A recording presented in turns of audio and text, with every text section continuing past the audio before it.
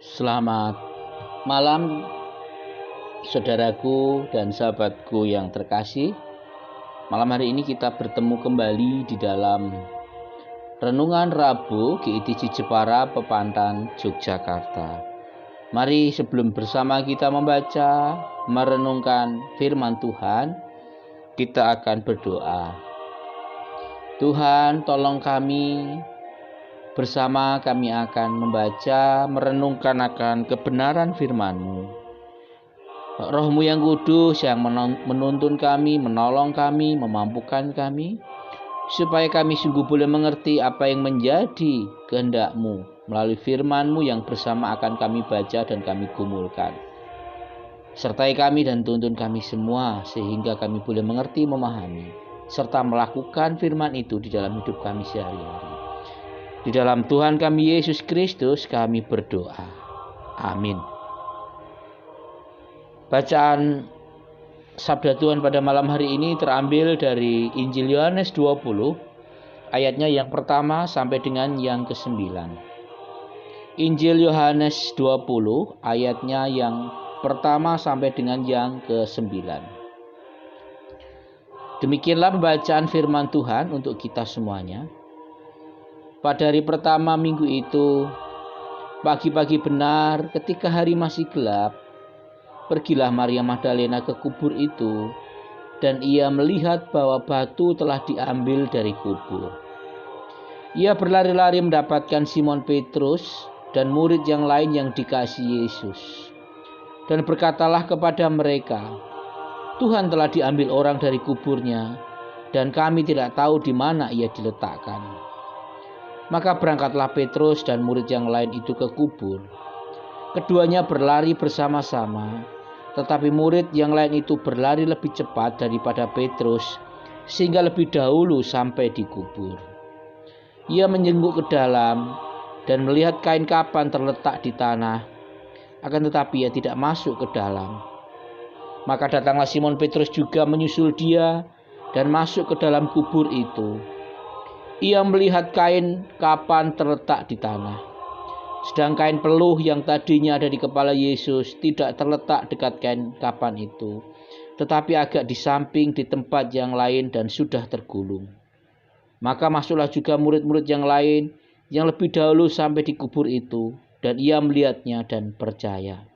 Sebab selama itu mereka belum mengerti isi kitab suci yang mengatakan bahwa ia harus bangkit dari antara orang mati. Demikian pembacaan firman Tuhan untuk kita semua, dan kita semua yang berbahagia adalah yang dengan tetap tekun dan setia untuk membaca, merenungkan dan lebih lagi melakukan firman dalam hidup sehari-hari. Terpujilah nama Tuhan. Selamat Paskah Ibu Bapak, Saudari dan Saudara yang dikasihi Tuhan. Kemenangan Yesus atas kematian menjadikan kita para pengikut-pengikutnya sungguh menjadi orang-orang yang berkemenangan.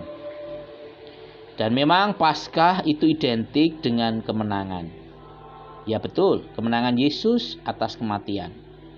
Dan kematian itu adalah hukuman dari dosa yang diterima oleh manusia.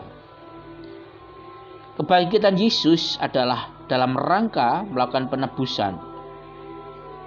Dan penebusan yang sudah dilakukan oleh Yesus tersebut membuat Yesus mengalahkan kuasa dosa di dalam kehidupan dunia ini. Saya yakin semua akan mengiyai dan mengaminkan apa yang saya katakan sebagai pengikut-pengikut Tuhan Yesus. Dan dari keyakinan tersebut kemudian muncullah lagu-lagu pujian kemenangan yang dinyanyikan di masa-masa Paskah atau bahkan di seluruh perjalanan kehidupan umat percaya, lagu-lagu kemenangan atas maut, lagu-lagu kemenangan atas dosa. Salah satunya adalah lagu Kumenang-Kumenang bersama Yesus Tuhan. Pertanyaannya, Ibu Bapak, Saudari dan Saudara kasih Tuhan, kemenangan seperti apa sih yang sesungguhnya sedang kita harapkan? Apakah seperti kemenangan tim sepak bola yang mengalahkan lawannya dan kemudian menjadikan tim sepak bola tersebut lebih hebat dari lawannya? Ataukah kemenangan yang membuat diri kita kemudian ditakuti oleh banyak orang karena kita mempunyai kuasa, kita mempunyai harta? Atau jangan-jangan kemenangan yang kita maknai adalah kemenangan yang menjadikan kita bisa menang-menangan untuk bisa menguasai yang lain atau berkuasa terhadap yang lain? Ibu, bapak, saudari dan saudara yang kasih Tuhan, kemenangan Yesus sendiri sesungguhnya tidak bisa dilepaskan dari keseluruhan karya Yesus di atas muka bumi ini. Mulai dari kelahirannya, mulai dari karyanya, mulai dari kematiannya, mulai dari kebangkitannya, dan sampai naiknya ke surga. Artinya kemenangan Yesus itu seluruh rangkaian pelayanan yang memang dikerjakan oleh Yesus, yang memang dia sendiri adalah Tuhan yang menjadi sama dengan manusia. Dan seluruh karya tersebut, kemenangan yang Yesus berikan atas kita tersebut, sesungguhnya itu menyimpulkan dua hal penting. Yang pertama adalah bahwa kemenangan Yesus itu memulihkan kemanusiaan kita atas kutuk dosa yang kita terima. Yang kedua, kemenangan tersebut sesungguhnya membuktikan bahwa Allah mencintai kita tanpa pamrih. Dua hal tersebut yang sesungguhnya menjadi pokok kemenangan kita, kemenangan atas dosa sehingga memulihkan kemanusiaan kita, dan yang jelas bahwa disitulah bukti Allah begitu mencintai kita tanpa pamrih. Kita bisa belajar dari Maria Magdalena, seperti apa sih hidup yang berkemenangan, seperti apa sih menjadi pemenang yang sejati. Dan kemenangan sejati tersebut yang membuat kita menjadi pemenang yang sejati, itu sesungguhnya menjadikan kita pribadi-pribadi yang sungguh-sungguh merasa dilimpahi oleh cinta Allah, dan menjadi pribadi yang sungguh-sungguh sudah ditebus atau dipulihkan dari dosa-dosa kita. Sehingga akan ada perubahan besar sebagai pemenang yang sejati di dalam hidup kita. Belajar dari Maria Magdalena setidaknya dua hal penting yang bisa kita lihat. Yang pertama adalah kita diajar untuk berani, untuk sungguh mencintai Tuhan dengan segala konsekuensinya. Mencintai Tuhan itu tidak hanya sekedar ketika kita berada dalam situasi hidup yang nyaman. Di tengah situasi yang nampaknya kelam dan suram, kita sesungguhnya juga harus menunjukkan cinta kasihnya, cinta kasih kita kepadanya. Dengan cara apa? Dengan cara sungguh-sungguh berani menaruhkan harapan kita hanya kepada Tuhan. Dalam kisah ini kita bisa melihat bahwa Maria Magdalena tahu bahwa dia begitu dilimpahi oleh cinta Allah dan hidupnya dipulihkan oleh Yesus. Sehingga di dalam situasi yang sangat buram dan kelam bagi para murid dan juga Maria Magdalena, justru Maria Magdalena tetap berusaha untuk mencari dan menemukan Yesus. Ketika mayat Yesus diturunkan oleh Arimatea dan dikuburkan, kita bisa melihat bahwa Maria Magdalena tetap berada di depan. Dia sungguh mencintai Yesus, dia sungguh ingin mengharapkan kehadiran Yesus. Bahkan dalam perikop pada malam hari ini kita bisa melihat pagi-pagi benar, pagi-pagi buta, dia berlari, dia berjalan ke kubur Yesus untuk berusaha mendapatkannya, untuk bisa menemuinya. Di dalam hidup seringkali kita juga ada di dalam posisi di mana seakan-akan Tuhan itu menghilang, atau seakan-akan Tuhan itu tidak bekerja di dalam keruhnya kehidupan kita. Dan disinilah kita mau belajar bahwa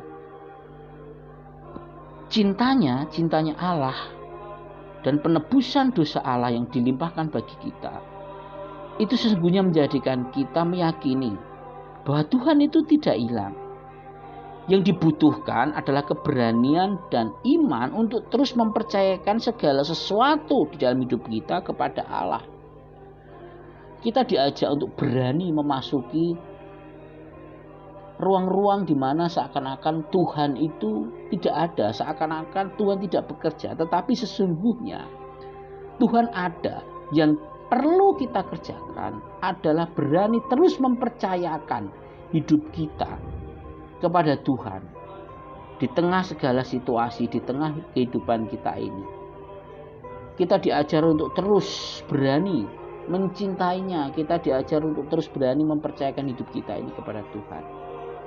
Itu yang pertama. Kemudian yang kedua, kita bisa belajar dari Maria Magdalena bahwa pengalaman rohani yang benar itu sesungguhnya harus menguatkan dan membawa damai sejahtera bagi kita pribadi dan juga bagi komunitas kita, komunitas percaya atau komunitas gereja kita.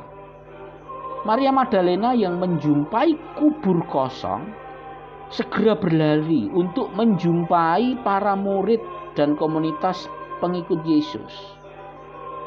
Selain menjelaskan peristiwa tersebut, Maria tentunya juga ingin tahu sebenarnya apa sih yang terjadi. Maria ingin meneguhkan pengalamannya tersebut supaya peristiwa yang baru dialaminya itu bisa diketahui oleh para murid dan juga bisa diteguhkan oleh para murid sesungguhnya apa yang terjadi. Apa yang bisa kita ambil dari peristiwa tersebut?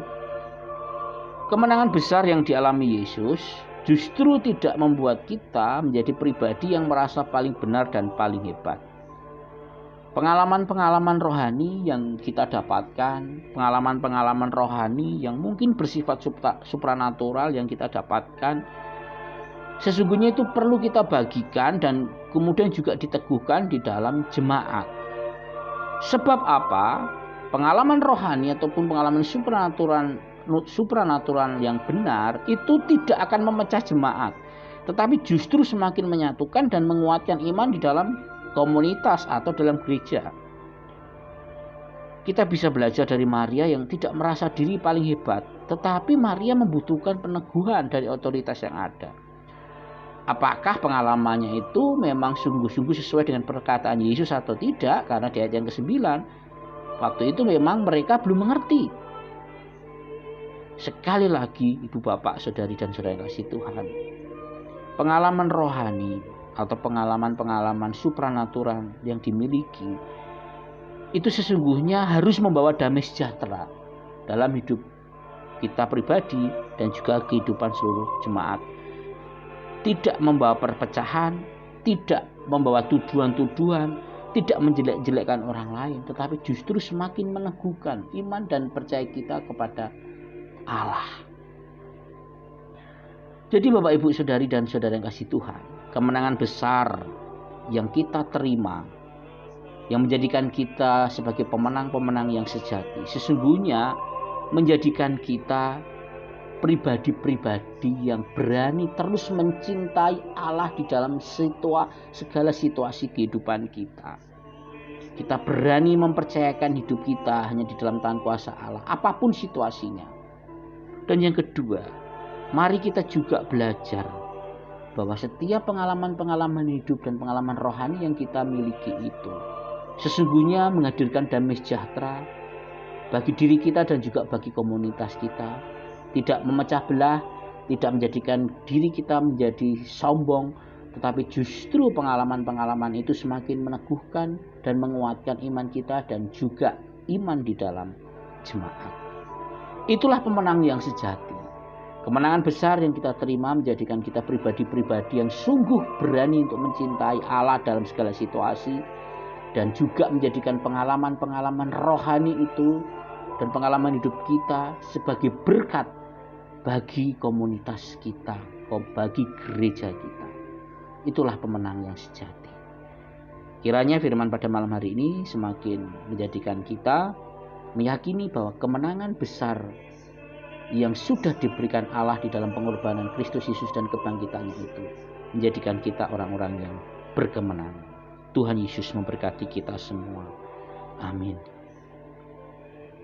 Mari kita berdoa. Biarlah firman pada malam hari ini semakin meneguhkan kami bahwa kemenangan besar yang Kau berikan bagi kami, menjadikan kami sebagai pemenang-pemenang sejati, yang justru membuat kehidupan kami semakin berani mencintai Engkau di dalam segala situasi hidup kami, dan juga menjadikan hidup kami ini menjadi berkat bagi orang-orang di sekeliling kami. Pengalaman-pengalaman yang kami miliki, berkat-berkat yang kami miliki boleh kami bagikan, dan ini semakin membuat kehidupan orang-orang di sekeliling kami dikuatkan, orang-orang sekeliling kami semakin disatukan, karena meyakini bahwa karya Allah begitu luar biasa di dalam kehidupan kami semua. Terima kasih Tuhan, terima kasih. Inilah doa dan harapan kami. Di dalam Tuhan kami Yesus Kristus kami berdoa. Amin. Selamat malam Ibu Bapak, Saudari dan Saudara yang kasih Tuhan. Selamat Paskah. Tuhan Yesus memberkati kita semua. Amin.